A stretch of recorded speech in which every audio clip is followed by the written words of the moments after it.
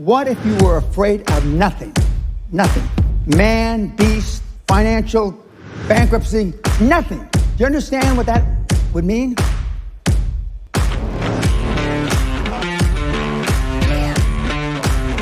Developing their physical potential, developing your physical prowess, like being able to develop a lean, athletic, muscular body that can lift, that can run, that can jump, that can fight, that can move, right? Most men these days, unfortunately, are fat, out of shape, have gelatinous titties that you could just slap around in milk, and they wonder why they have low self-esteem. And every year they go, well, I'll get fit next year. I'll get fit next year. And I talk to all these dudes who are in their 20s and 30s and just have these pasty, gelatinous, pear-shaped bodies. And I'm like, bro, why do you let yourself be this way? And everyone tells me, I want a better body. I want to be fit. But what they essentially say is it's not a priority to them. Discipline is the root of all good qualities, but you have to absolutely apply it to things outside of just waking up early. It's everything. It's working out every day, making yourself stronger and faster and more flexible and healthier. Discipline is eating the right foods to fuel your system.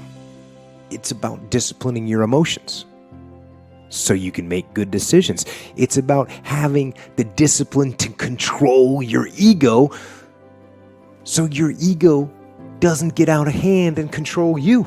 You should be a monster. You know, because everyone says, well, you should be harmless, virtuous. You shouldn't do anyone any harm. You should sheath your competitive instinct. You shouldn't try to win.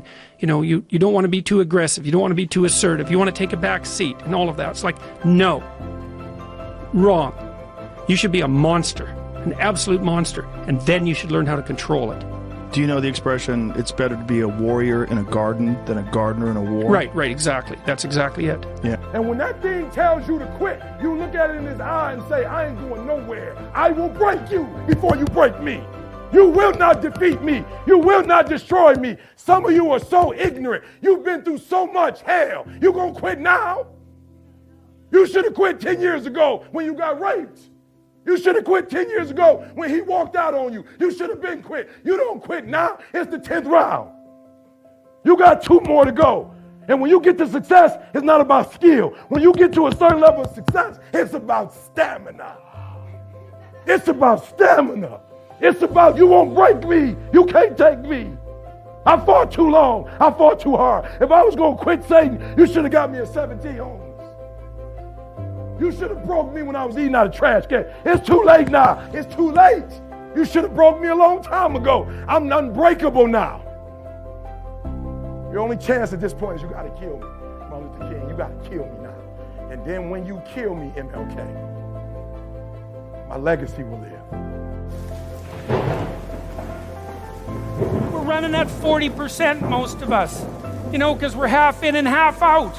And it's not surprising because life is difficult. It's like, well, what if you were 90% in or 95% in or all in? Because you're all in anyways, right? It's a life and death game. No one gets out of this. Everyone dies. You might as well commit yourself.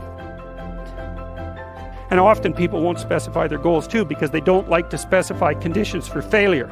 So if you keep yourself all vague and foggy, which is real easy, because that's just a matter of not doing as well, then you don't know when you fail. And people might say, well, I really don't want to know when I fail because that's painful. So I'll keep myself blind about when I fail. That's fine, except you'll fail all the time then. You just won't know it until you've failed so badly that you're done. And that can easily happen by the time you're 40. The struggle doesn't end until they put you in a box. But the choices we make every day can help us be stronger both in our bodies and our minds so that we can be more capable of taking on the challenges of life. No matter your age or current condition, almost all of us can make improvements in our bodies and minds so that we can be the best possible version of ourselves.